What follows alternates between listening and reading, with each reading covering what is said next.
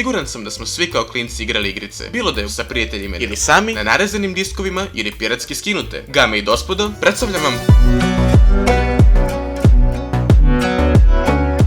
Fireboy Water Girl, ili prema svom originalnom nazivu Vatra i voda, je svako morao da iskusi makar jednom. U pitanju je lokalna co-op puzzle igrica u kojoj upravljate vatrom i vodom, prolazivši kroz zagoretne prostorije i sakupljajući crvene i plave dijamante, te dovođenje vaših likova do izlaznih vrata. Osnovne mehanike igrice su skok, držanje dugmeta za vrata, guranje kocke i upadanje u tuđu vodu, odnosno lavu, kao i zrenjaninsku časmovaču. Postoji preko 200 levela raspoređenih u 6 naslova, iako ne znam ništa o 12 korija. Danas, vatru i vodu ćete najčešće vidjeti u svom prirodnom staništu, računaru u školskom kabinetu za informatiku.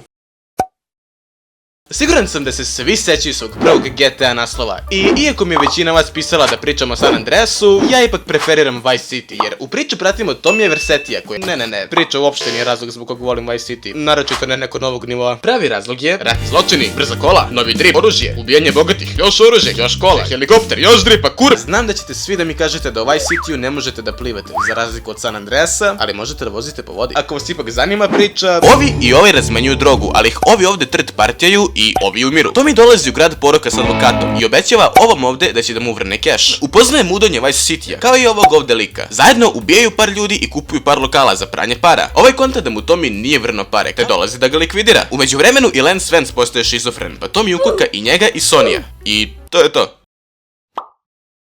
Ranije sam već posvetio čitav video o ovoj franšizi, pa nakon gledanja ovog videa, pogledajte i taj. Ali ukratko, sadi, ubijaj, sadi. Dok je većina vas uživala u Super Mario 1, 3 ili World, ja sam se ipak pronašao u Super Mario Forever, koji nije čak ni napravljen od strane Nintendo, ali je mnogo bolji. Od Bowsera koji raznosi Mushroom Kingdom temkom ovog čudnog vodenog nivoa, prelepog trećeg sveta, cvekle, jagode, lemanje poljaka i predobro određenog 8. sveta i finalne tenkovske bitke. Danas kako god, možemo samo da gledamo Nixine videe kako prelazi ovu igricu i da uživamo u malicioznim softverima koje će naš računar vrlo rado usisati, jer su sva mesta za preuzimanje ove igrice sada takva. It's me!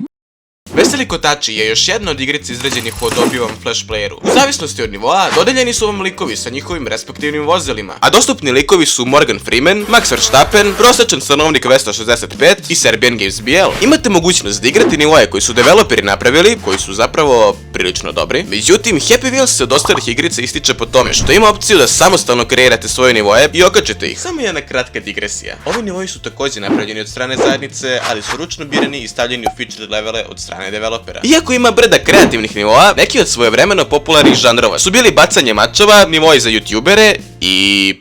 Oni su sakupljeni na popularnošću, tako što su u zamenu za 5 zvezdica ratinga obećavali satisfakciju ekvivalentnu onoj koju dobijete pritiskanjem tastera P na tastaturi. Također, ovo su bili teški skamovi i... Zašto ja još uvijek pričam o ovome? U suštini, developeri su nam dostavili odličan temelj od kojeg je zajednica zgradila do jaja kuću. Sličan sistem je napravio i Valve u portalu 1 i 2 sa svojim escape room puzzlovima, ali nažalost, oni nisu na listi. Ova igrica je sigurno inspirisala pregršt YouTube i TikTok prank kanala u svoje vreme, jer je njen cilj prevaljivanje komšiju u kuću i podmetanje što više bezopasnih i ne baš bezopasnih podvala. Svaki internet šupak je makar jedno morao da osjeti adrenalin i cerekanje nakon podmetanja klikera ovom debeljaneru. Igrica je dobila još 2 nastavka u 2009. i 2020. i iskreno ne znam ništa ni o njima.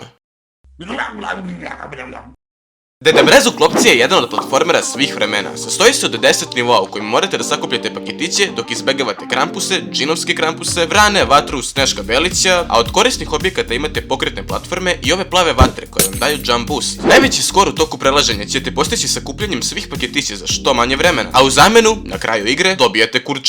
Također postoji i Rosso Rabbit in Trouble, u kojoj vi igrate kao zajac, vi sakupljate 3 vrste povrća, dok i ovdje zli nevernici pokušavaju da vas spreče u tome. Međutim, ja ne verujem u zečeve. B tier za Deda Mraza i C tier za zeca.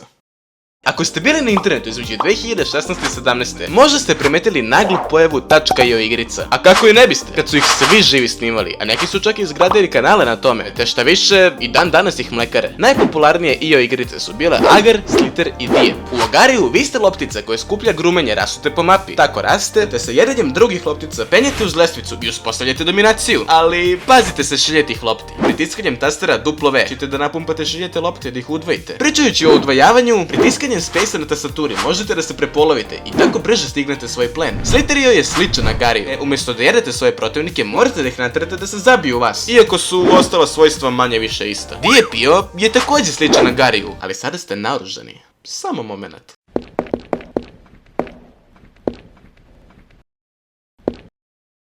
Franšiza papinih restorana se sastoji iz papine pizzerije, hamburgerije, palačinkarnice, takosi. Iako u svakoj igrici pravite drugačiju hranu, svako od njih funkcioniše po obrascu gdje ćete prvo odraditi porudžbine što savršenije moguće, dižući ugled firme i zarađujući gengi za nov Porsche. Sve dok vas u jednom trenutku neizbježno ne smori i krenete da se zajebavate. Ne dozvolite da vas ovo zavara, jer papa vodi apsolutni monopol nad gastronomskom industrijom, da mu je jedini prostor i konkurent kod bake.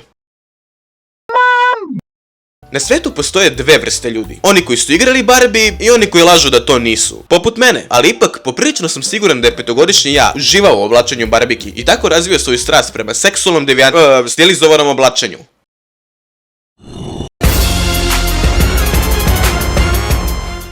Iako je raspodela generacija danas ovakva, također se može deliti na principu koja Angry Birds igrica je bila vaša prva. Počevši od prvog dela koje vas čini sasvim respektivnim članom zajednice, sve do... šta je u koju pičku materinu? Koncept igrice je poprilično jednostavan. Praseći su vam ukrali jaja i sada koristivši ovu svetu praćku, morate da ih povratite, demolirajući sve što vam stane na putu. Angry Birds je bio toliko popularan da čak postoje i dva zvanična filma. Prvi je okej i trudi se da ostane dosledan izvornom materijalu, a drugi je dosta haotičan. U svoje vreme su imali dosta naslova, od kojih su moji omiljeni Angry Birds Star Wars i Angry Birds Epic, koji je RPG i uvodi totalno drugačiji način borbe protiv prastića. Također je postojao i Angry Birds Go, čiji je žanr bio, pogađate, trkačka igrica, i Angry Birds Transformers, koji je bio...